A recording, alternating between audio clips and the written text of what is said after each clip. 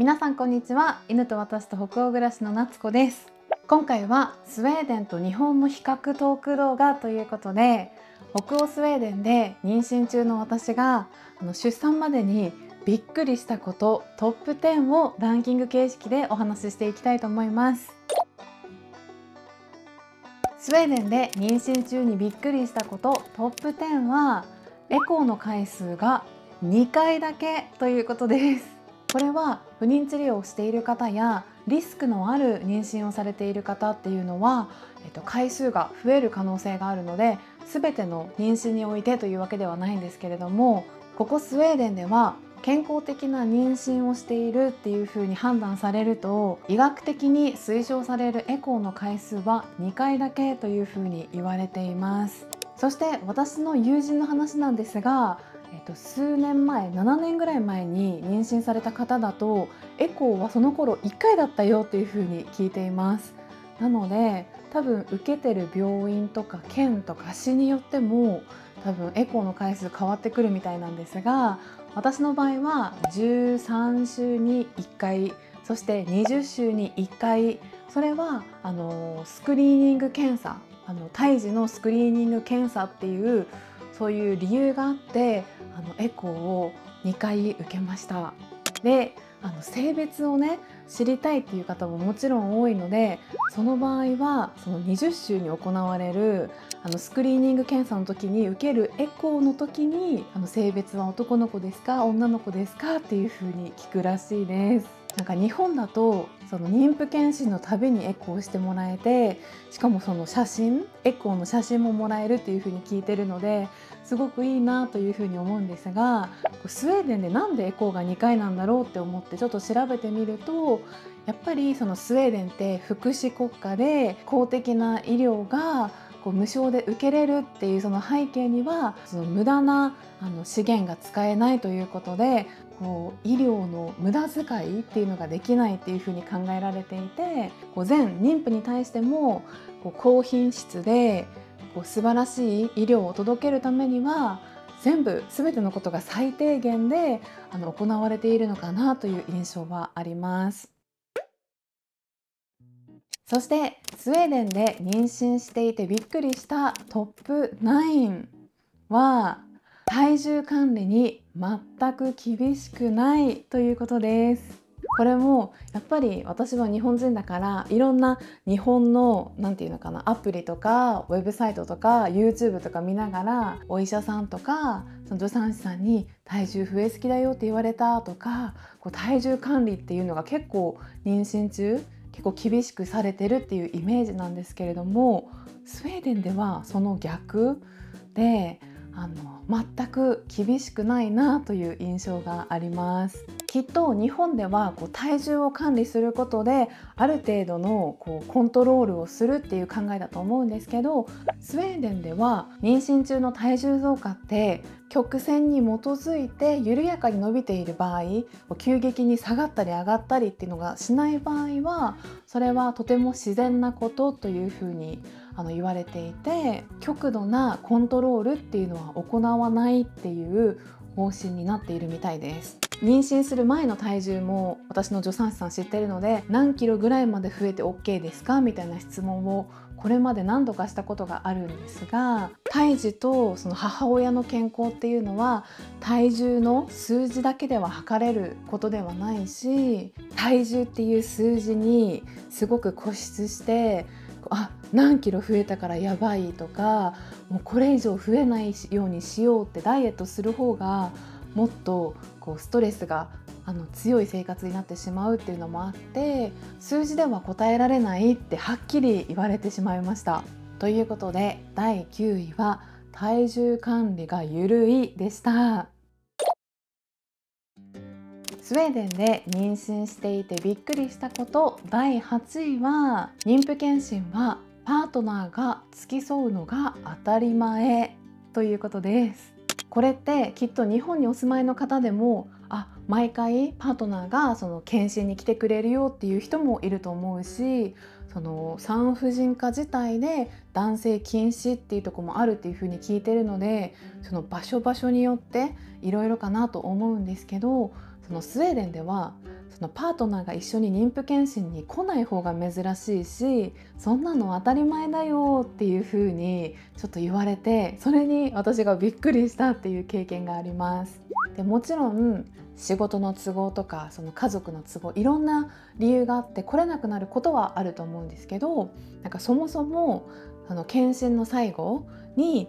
私ヨハン助産師さんのスケジュールを見て、3人でこの日のこの時間だったら空いてるっていうのを、その次の検診だから4週間後なのか3週間後2週間後っていうスケジュール感を見て3人で決めるから、基本的にはヨハンも参加できる日時っていうのを毎回決められて、それがなんか当たり前なのが私はすごくいいなっていうふうに思っています。そして以前動画でもお話ししたんですが、両親学級っていうのもそのパパとママ両方が来るっていうことが多分前提になっていて、もちろん妊娠をしているのは女性の方だし、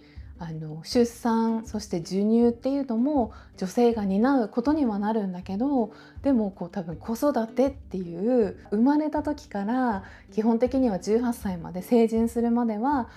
親の責任として子育てっていうのがあると思うんですけど、この子育てをするのはパートナーと2人でっていう風な考え方があるので、その出産っていうスタートを迎えるための2人のプロジェクトみたいな感じで、妊娠してる時から検診に来ていろんな話を聞いて情報を共有したり、その両親学級に一緒に行って子育てに参加するっていう価値観があるのかなと思って、それはすごくいいなと個人的には思っています。ということで第8位は必ずパートナーが妊婦検診についてくるでした。スウェーデンで妊娠していてびっくりしたこと第7位は里帰り出産がないです。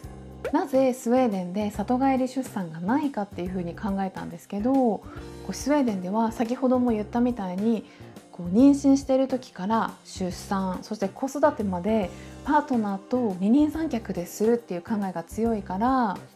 出産においては立ち会い出産っていうのが当たり前に行われています。そして出産した後の子育てのスタートっていうのもパートナーが積極的に参加するっていう仕組みになっているので、自分の実家とか家族がいるところに行ってパートナーがいないところで子育てが始まるっていう感覚がこっちの人にはちょっと理解できないみたいで、逆にスウェーデンに住んでる私たちの友人とかに日本の一般的に行われてる里帰り出産っていうこのシステムを話すと、もういろんな人に衝撃的だっていう風にびっくりされたりします。もう一つはシステム的な問題があって、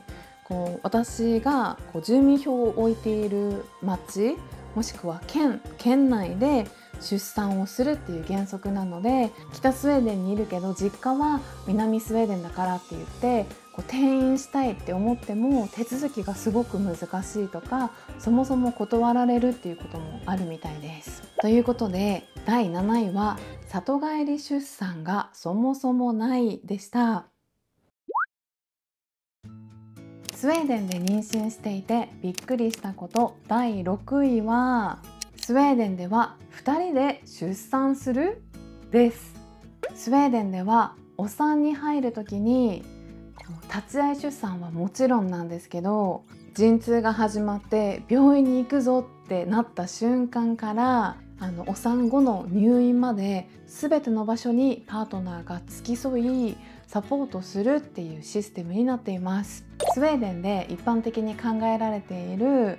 出産時におけるパートナーの役割っていうのがあるんですけど、一つ目は精神的な支えになるです。これはその両親学級だったり助産師さんとの検診の中で何度も何度もパートナーに対して言われることなんですけど、お産をするのは女性お母さんだけどそれを支えるのはあなただよパートナーだよっていう風に何度も何度も釘を刺されています。そしてパートナーの役割2つ目は実務的なサポートをするというところで、妊婦さんが陣痛ですごく痛い時に水をね飲ませてあげるとか、例えばマッサージしてあげるとか、その助産師さんとか看護師さんが忙しくてできないことにおいて全部そばにいるそのパートナーが何でもしてあげるっていう実務的なサポートを担う役割もあるそうです。そして3つ目が妊婦さんと医療関係者、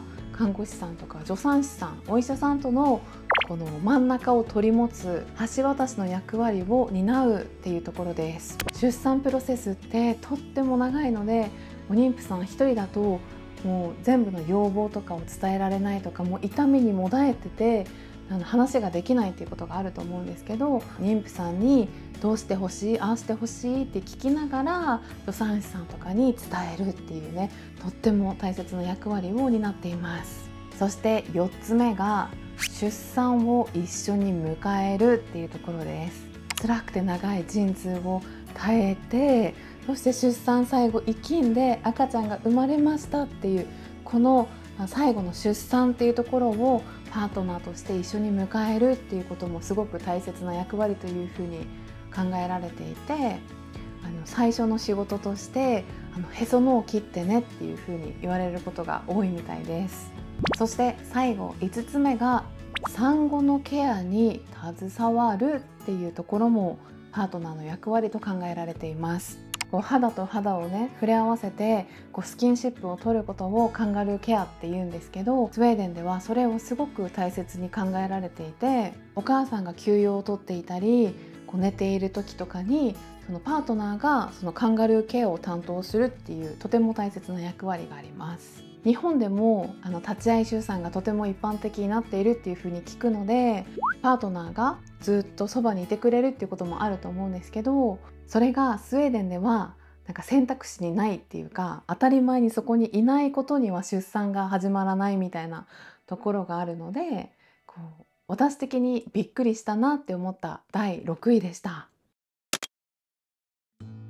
そしてここから上位5つの発表なんですが、スウェーデンで妊娠していてびっくりしたこと第5位は母子手帳がないというところです。はい、そうなんです。母子手帳がないというか、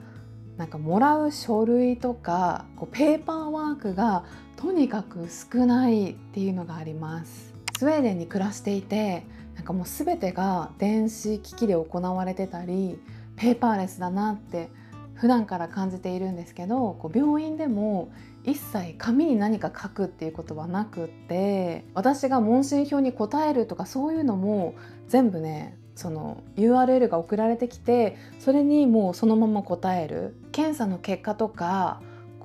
成長曲線とかは全部データとしてパソコンにそのまま打ち込んでいるので、それをね私が家に帰って検診が終わって家に帰って何だったかなとか思った時に自分のね電子カルテを見れるっていうのはとてもスウェーデンらしいなっていうふうに思っています。スウェーデンでもマイナンバー制度があるんですけど、そのマイナンバーって病院の、カルテとかそのお薬の処方とか全てが同じシステムでつながっていて、私が今通っている市の病院、そして私が出産入院する予定の県の病院、そして子供が生まれた後にお世話になる地域の病院があるんですけど、この3つって違う病院ではあるんですけど、全部システムでは1個につながっているので、そのお医者さん同士がその招待状とか書かなくても患者さんの全部電子化された記録を読むことができるみたいな感じで、だから私が陣痛が始まって病院に行く時に書類持っていかなきゃいけないとかはなくって、検診の結果とか情報コメントっていうのも違う先生でも見れるようになっているみたいです。ということで、妊娠中にびっくりしたこと第5位が母子手帳がないでした。そして妊娠中にびっくりしたこと第4位は医療費がタダで一切お金がかからないです。スウェーデンでは住んでいる県によって病院の医療制度っていうのが違ったりするらしいので、私のケースをお話しするんですけど、私が妊娠したっていうのが分かった去年の冬からそして今まで一度もお財布を出したことがなくて、そして出産する時もお金はかからないっていうふうに言われていて、すごいなと思うのが、自然分娩を選択しても、麻酔とか使う無痛分娩を選択しても、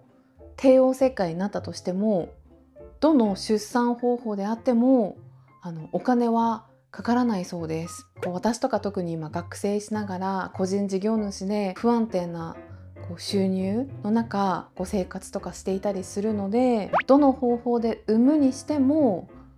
お金が一切かからないっていうことは、自分が本当にやりたい方法で産むことができるっていうことでもあると思うので、すごくお金の心配をしなくていいのは素晴らしいことというか、ありがたいなっていうふうに思っています。ということで第4位はお金がかからないっていうところでした。スウェーデンで妊娠していて驚いたこと第3位は、出産後最短6時間で家に帰されるです。さっき話した第4位のその医療費がタダっていうところにつながってくるんですけど、医療費がタダって聞こえはもちろんいいし素晴らしいなって思うけど、つまりそれって医療は最低限しか受けられないっていうところにもつながってきます。私の場合は初めての出産なので、授乳の仕方とかおむつの替え方とかもう何もかもが初めてだから、6時間はさすがに嫌だなと思って、実際にその同じ日に返されるって一般的なんですかっていう風に聞いたら、私の助産師さんが言うには、赤ちゃんが生まれる時間がその1日の中の朝なのか昼なのか夜かによっても結構その何日間泊まるっていうのは変わってくるって言われて、もし朝の結構早い時間に生まれたらスクリーニング検査、いろんな体調の検査とか母子のいろいろなチェックとかが終わって OK もう夕方に帰っていいよって言われる場合はあるみたいです。だけど、その日夜の結構遅い時間に生まれるとかになると、もちろんね夜中に返すわけにはいかないから OK 寝ていいよって言われて、その日次寝て、で次の日の朝とかにいろんな検査とかをして、次の日の夕方に帰っていいよって言われる場合があったり、多分長くても2泊できるかできないかかなっていうふうに言われたので、その生まれた日に1泊してラッキーであればその次の日も寝て帰れるっていう感じだから、最高で48時間ぐらいは病院に入れることが多いけど、大体は1泊、多くて2泊することが多いかなって教えてもらいました。その入院期間が短いってすごく私にとって大丈夫かな、そんな短くてって思うことが多かったから、結構そのトーンで聞いたんですけど、でも助産師さんが言うには、やっぱり病院って全てのものが揃ってるわけじゃないし、一番育児に向いている場所は私がリラックスできる場所であって、赤ちゃんが生活をスタートできる場所だから、なんか意外にみんな家に帰りたいんだよみたいな風にも言われました。では次は第2位の発表です。スウェーデンで妊娠していて驚いたこと第2位は、父親は出産のために2週間お休みにです。これまで話した内容で妊娠から出産まで父親のパートナーとしての役割があってとか、立ち会い出産が当たり前でっていうとこ話したんですけど、でも実際にそれって全員ができるのって思われた方いるかもしれません。スウェーデンではそれが可能になる制度があって、出産立ち会いや産後サポートのための特別休暇というものを2週間もらえる仕組みがあります。ちなみにこれは育児休暇とはまた別のもので、出産に立ち会うためにもらえる休暇っていうのが作られています。スウェーデンでよく聞く話として陣痛が来ました。それがどんなに忙しい職業でもどんな仕事に就いていても誰でも2週間仕事から離れられるっていうルールがあって、自分の妻の陣痛が始まったのでこれから2週間休みますみたいな連絡を入れるっていう話を聞いたことがあります。そのおかげで絶対に出産を見逃さないっていう仕組みにもなっているし、この最初のスタートを、その育児のスタートを一緒に切るっていうことができる、やっぱり土台がそこにあるのかなって思います。この2週間っていう期間がポイントかなって私は思っていて、この出産をするのに何日間かかるって誰もわからないじゃないですか。陣痛が長引いちゃったり、途中で止まっちゃったり、いろいろねマイナートラブルもあると思うんですけど、実は今こうでとか会社に説明したり報告したりとか、そういうのもしなくてよくて、とにかく陣痛が始まって2週間はもう会社から離れて、仕事から離れてサポートに徹底するっていうことができるから、出産予定日ぴったりに来なくても本当にいつ何時でも出産に2人で臨めるっていうシステムは素晴らしいなって思ってます。それでは最後第1位の発表です。スウェーデンで妊娠していて驚いたこと第1位は、